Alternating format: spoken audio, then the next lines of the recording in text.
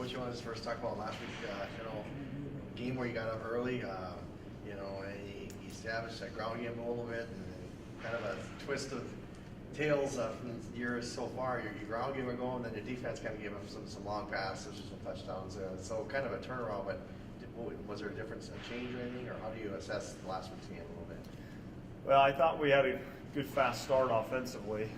One of the things that we've talked about that we need to do better with defensively is we'll get a score offensively, and then they come right back and answer that score, and that's happened a number of times throughout the year.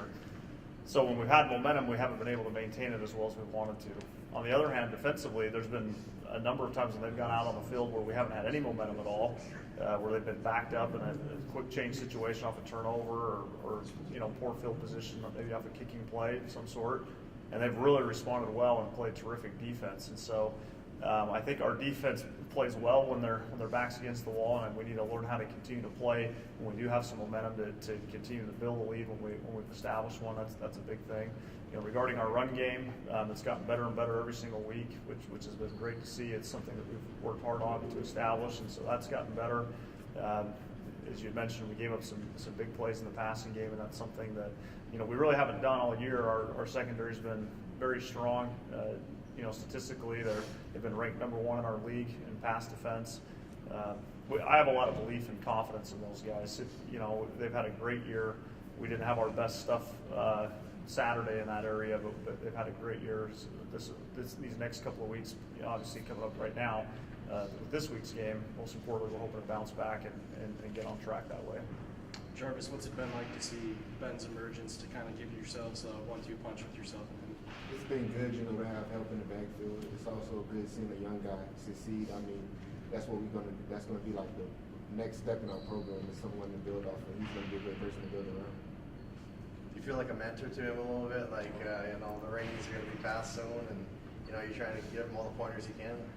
Nah, not really. Ben's a smart guy. He's been around the game a long time. He's just well spoken, good knowledge, and good football IQ guy. Is it pretty surreal for you knowing that you got 2 games left and both of them are at home? Yeah, kind of. It's just fast. Seems everything in. So it just ended up coming around a little faster than I thought it would be.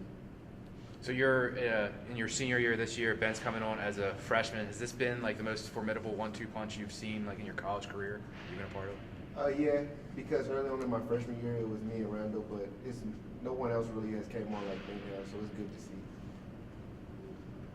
Bryce, can you talk about facing Nate Meyer and the wide receiving core that's going to be against you this weekend? Just looking on film, I see their offense is a lot like Moorhead. Very disciplined offense, high-powered. They do have that playmaking ability, but I'm also very confident in our defense to go out there and practice and come ready for the game. We faced a lot of great quarterbacks already throughout the NSIC, and while I've been here, St. Cloud's always had a very good quarterback, usually Duluth, Augustana. So, very good player, very, very respected, but I believe we'll be ready come Saturday, personally.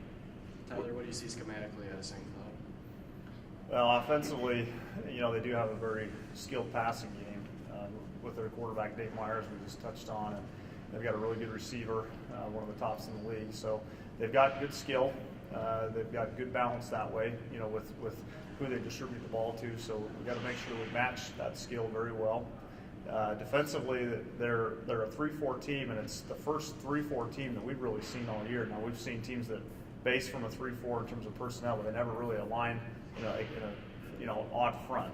They always move to making a 4-man space defensive front. So this is the first time we've seen this really consistently all year long. So that's different from what we've seen in the past.